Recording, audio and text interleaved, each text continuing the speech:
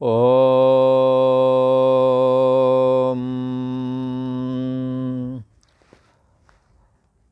श्री योग वासिष्ठ के उत्पत्ति प्रकरण में श्री वशिष्ठ जी महाराज बोले, हे राम जी, करकटी नाम की राक्षसी ने उस राजा से कहा, हे राजन, तुम्हारा यह मंत्री बड़ा दुष्ट है। जिस राजा का मंत्री भला नहीं होता वह राजा भी भला नहीं होता, और जिस राजा का मंत्री भला होता है उसकी प्रजा भी शांतमान होती है। भला मंत्री वह कहाता है जो राजा को न्याय और विवेक में लगावे। जो राजा विवेकी होता है वह शांतात्मा होता है, और जो राजा शांतमान हुआ तब प्रजा भी शांतमान होती है। सब गुणों से जो उत्तम गुण है वह है आत्मज्ञान। जो आत्मा को जानता है वही राजा है, और जिसमें प्रभुता और समदृष्टि हो वही मंत्री है। जो प्रभुता और समदृष्टि से रहित है वह न राजा है न मंत्री है। हे राजन, जो तुम आत्मज्ञान पुरुष हो तो तुम कल्याण रूप हो, और जो ज्ञान से रहित होता है उसको तो मैं भोजन करती हूँ। तुम्हारे छूटने का यही उपाय है कि मैं जो प्रश्नों का समूह पूछ रही हूँ उसका तुम उत्तर दो। श्री वशिष्ठ जी महाराज बोले, हे राम जी, जब इस प्रकार राक्षसी ने कहा तब राजा बोला, तू प्रश्न कर, हम तुझको उत्तर देवेंगे। राक्षसी बोली, हे राजन, वह अणु कौन है जिससे अनेक प्रकार का ये जगत उदय हुआ है और फिर एक से अनेक हो गए हैं। जैसे मनु महाराज एक ही थे, अनेक संतानें हुई और सारा जगत भर गया। वह अणु कौन है जिसमें अनेक ब्रह्मांड होते हैं और लीन हो जाते हैं, और ठीक ऐसे ही जैसे समुद्र में अनेक फैन बुदबुदे उपज करके लीन हो जाते हैं। वह आकाश कौन सा है जिसमें पोल नहीं, शून्यता नहीं। और वह कौन अणु है जो न किंचन है और न ही अकिंचन है। वह कौन अणु है राजन जिसमें तेरा और मेरा अहम फुर रहा है एक ही साथ में। वह कौन है जो अहम त्वम इदम एक में ही देख रहा है। ये सब एक नूर से सब जग उपजा, ये कौन सा अणु है वो?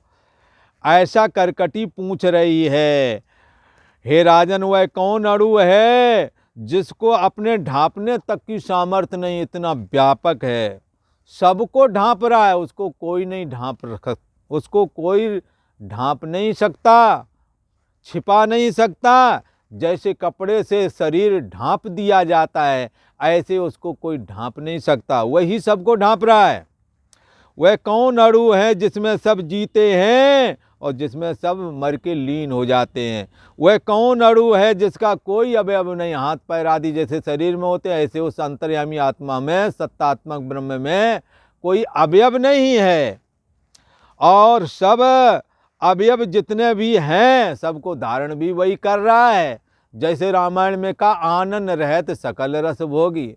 उस चैतन्य सत्तात्मक परमात्मा के कोई हाथ पैर मुख आदि अंग नहीं है, तथापि जितने हाथ पैर मुख नाक जितने भी हैं ये सब उसी के हैं। आनंद रहत सकल रस भोगी, बिन वाणी बखता बड़ जोगी। वह कौन अणु है, वह कौन निमेष है कि जिसमें बहुत तेरे कल्प बीत जाते हैं, जिसमें बहुत तेरे कल्प स्थित हैं। वह कौन अणु है जिसमें अनंत जगत स्थित है। जैसे बीज में वृक्ष होता है, वह कौन अणु है राजन जिसमें बीज से आदि फल पर्यंत अन उदय हुए भी भासते हैं। बीज में तो भला जो फल होता है उसके अंदर बीज दिखता है, पर ये जगत अन उपजा भासता है, जैसे सपने में भासता है। वह कौन है जो प्रयोजन और कर्तापन से रहता है और कर्ता की नाई स्थित है। वह कौन दृष्टा है जो दृश्य से मिलकर के दृश्य बन जाता है। चैतन्य सत्ता मन के माध्यम से इंद्रिय रूप होता है, देह रूप जगत रूप हो जाता है, दृश्य बन जाता है। वह कौन अणु है जिसके जाने से दृष्टा दृष्टि दर्शन तीनों लय हो जाते हैं, तीनों खत्म हो जाते हैं। दृष्टा दृष्टि दर्शन ये त्रिपुटी कहलाती है।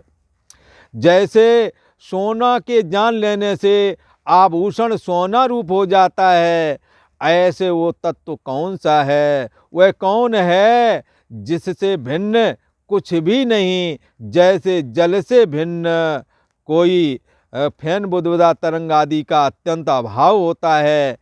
वह एक ही कौन है जिसमें देश काल वस्तु परच्छेद से रहित ये सारा सारा का सारा ये जितना जगत है, सारे काल सारे देश सारी वस्तुएं जिसमें स्थित हैं, परंतु वो देश काल वस्तु परच्छेद से रहित है, फिर भी परच्छेद की नाई स्थित है।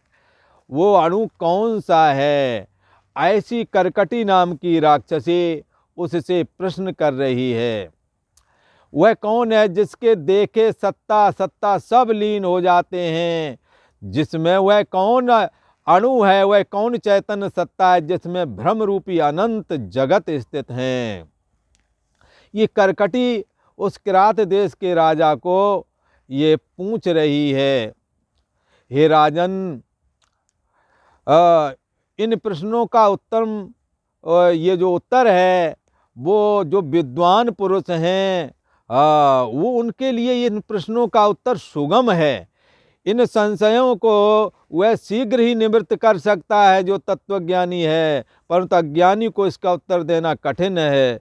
हे राजन, जो तुमने मेरे प्रश्नों का उत्तर दे दिया तो तुम मेरे पूजने के योग्य हो, और मूर्खता से प्रश्नों को उत्तर नहीं दोगे तो प्रश्नों के विपर उत्तर देवोगे तो तुम दोनों को मैं भोजन कर जाऊंगी, और फिर तुम दोनों को खाने के बाद मैं तुम्हारी समस्त प्रजा को खा जाऊंगी।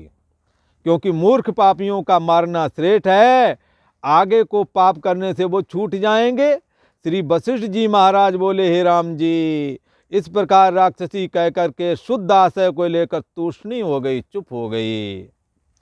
इस प्रकार से ये करकटी ने प्रश्न किया, और आज इतना ही। इसका उत्तर आगे वाले एपिसोड में आएगा। बड़ा ही सुंदर ज्ञान का प्रसंग आने वाला है।